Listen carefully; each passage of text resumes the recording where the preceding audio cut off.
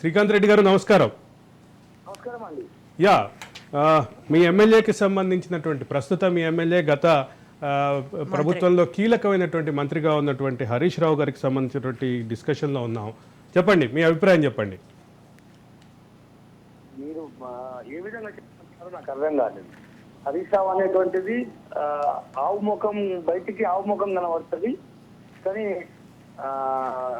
గాడి కాళ్ళు గాడితో కలుపుతుంది కదా, ఆ విధంగా గాడి తరతో కలిగినటువంటి వ్యక్తి చూపెట్టేది ఈ తెలంగాణ ఉద్యమంలో ముందు ఉన్నాను, తెలంగాణ సాధనలో ముందున్నానని చెప్పి చెప్పుకోవడమే తప్ప ఇక్కడ అంతా సిద్దిపేట అభివృద్ధిలో ముందుంది ఇవన్నీ చెప్పుకోవడమే తప్ప ఇక్కడ అభివృద్ధి మాత్రం అవినీతి అనేకమైనటువంటి అవినీతి కొనసాగింది ఇక్కడ. యా అదే సందర్భంలో ఆయన మీద ఉన్నటువంటి భూ కబ్జా ఆరోపణలు, ఆయన సన్నిహితులు, ఆయనకు సంబంధించినటువంటి అనుచరుల మీద ఉన్నటువంటి భూ కబ్జా ఆరోపణలు ఉన్నాయి. వాటిని ఎట్లా చూస్తారు మీరు? సార్, ఇందులో చెప్పాలంటే చిన్నకోడూరు మండలం సిద్దిపేట నియోజకవర్గంలో చిన్నకోడూరు మండలం ఉంటుంది. చిన్నకోడూరు మండలం వైస్ ఎంపీ గుట్టలు స్వాధీనం చేసుకున్నారు. గుట్టలు అతని పేరు మీద పాస్బుక్ వచ్చేసినాయి. అసైన్ ల్యాండ్స్ ఉన్నటువంటి గుట్టలు అతని పేరు మీద వచ్చేసినాయి. అదేవిధంగా మార్కెట్ కమిటీ చైర్మన్ ఉంటారు, అతను భూ కబ్జాలకు పాల్పడతాడు. అదేవిధంగా నంగునూరు మండలంలో భూ కబ్జాలు జరిగినాయి. సిద్దిపేట అర్బన్ మండలంలో నిన్న మొన్న బయటకు వచ్చింది సుడా అనేటువంటి ఒక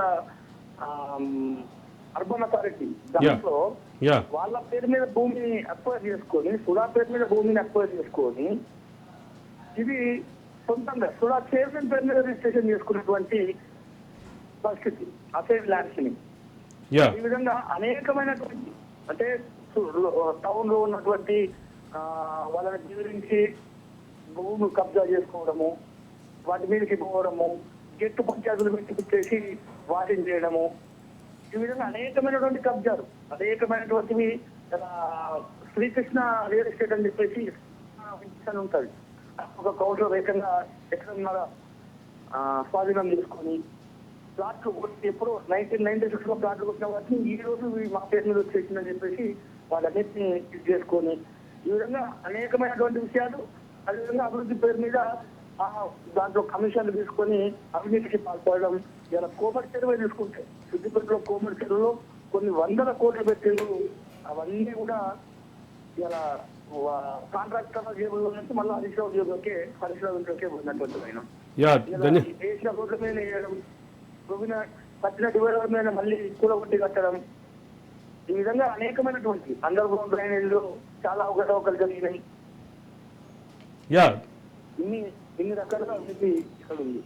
అంటే కేసీఆర్ పరాజయంలో మొత్తంగా హరీష్ రావు పాత్ర, అదే సందర్భంలో సిద్దిపేటలో ఆయన మీద ఉన్నటువంటి ఆరోపణలు, వీటన్నిటి గురించి ఒక్క మాటలో చెప్పాలంటే ఏం చెప్తారు మీరు? హరీష్ రావు పెద్ద అవినీతి పరుడు. హరీష్ రావు చుట్టున్నటువంటి మందమాలుగలంతా కూడా ఆయన బినామీలే. ఆయన తలచూపు మేరలోనే ఇది అంతా కూడా జరుగుతుంది అనేటువంటి విషయాన్ని నేను కుండబద్దగా చెప్తాను. ధన్యవాదాలు శ్రీకాంత్ రెడ్డి గారు, మీ అభిప్రాయాలు తెలియజేసినందుకు. 100% పాలు అది రియల్, దట్స్ ట్రూ. అంటే సోదరుడు శ్రీకాంత్ రెడ్డి చెప్పిన అత్తు ఈజ్ మై జూనియర్ ఇమామ్ ఇందాక మాట్లాడింది కదా. సో వాళ్ళందరూ చెప్పినా కూడా నిరంతరం వాళ్ళతో ఇంకా ఇవి వాళ్ళు కబ్జాలు పెట్టుడు కాదు, అక్కడ ఉండేటోళ్ళని ఉండనీయని పరిస్థితి. కనీసం అవి వెలుగులో తెద్దామంటే భయపెట్టడం, బెదిరించడం, అరాచకం, అడ్డొస్తే హత్య రాజకీయాలు. హరీష్ రావు ఒకటి కాదు. సో ఇది గతంలో కూడా నేను మీతో మాట్లాడిన. అదే మన RRR చుట్టూ 100 ఎకరాలు, వాళ్ళు ఇప్పుడు 1, 2, 3 ఎకరాలు 10 ఎకరాలలో మాట్లాడుతున్నారు. 1200 ఎకరాలు హరీష్ రావుదే అది. సో ఆ రోజు ఇంకా ఒక ప్రధాన మీడియా కూడా చూపించింది RRR, మన ఇప్పుడు కొత్తగా రీజనల్ రింగ్ రోడ్. సో అట్లా అందుకని ఇవన్నీ కూడా నిజాలు, కాకపోతే బయటకు వెలుగు చూడని, ప్రపంచంకి తెలియని నిజాలు. హరీష్ రావు అంటే ఒక సాఫ్ట్గా శ్రీకాంత్ రెడ్డి చెప్పినట్టు ఆయన ఏదో ఇట్లా అనుకుంటారు, కానీ ఏమీ లేదు. హరీష్ రావు మొత్తము కూడా 100% అవినీతి పరుడనే చెప్తాను నేను, నన్ను అడిగితే. ఎందుకంటే గోవర్ధన్ గారు చెప్పినట్టు వాళ్ళ ఎమ్మెల్యే పదవికి రాజీనామా చేసి నిజంగా విచారణకి సహకరిస్తే అప్పుడు తెలిసిపోతుంది కదా అందరు నిజాయితీ ఎంత ఉందో వాళ్ళని నిరూపించుకోవాలి కదా. అప్పుడు ప్రజలు మళ్ళీ కావాలంటే వాళ్ళని పట్టం కడతారు కదా. సో వాళ్ళది నిజంగా చెప్తున్నా కదా, అంతా కూడా మొత్తం అవినీతిమయమే. జనాలు చాలా చక్కటి మ్యాండేట్ ఇచ్చిండ్రు. ఇంకా ఎన్డీఎస్ఏ రిపోర్టు సార్ చెప్పినట్టు ఎలక్షన్ కన్నా ముందే వాళ్ళు ఇచ్చినా కూడా వీళ్ళు దాచిండ్రు, మనకు ముందుకు రానియలేదు. అది గనక ఎలక్షన్ కన్నా ముందు చెప్తుంటే ఆ 39 కూడా రాకపోతుండే. ఇంకో వివాదం కూడా వస్తుంది. 2018 ఎన్నికలకు ముందు కూడా ఇదే పరిస్థితి వస్తే డ్యామ్ రిపేర్లు చేసిండ్రు. అన్నారము సుందిల్లో అన్ని పంపులు మునిగిపోయినాయి. ఆ తర్వాత వాళ్ళు ఏదైతే బాహుబలి మోటార్లు ఉన్నారో అవన్నీ మునిగిపోయినాయి. అసలు ఎత్తిపోవడమే లేదు అక్కడ. ఆల్రెడీ మన దీనిలో నుంచి ఎల్లంపల్లి నుంచి ఎత్తిపోసిన నీళ్ళే సార్ చెప్పినట్టు సముద్రం పాలైనాయి.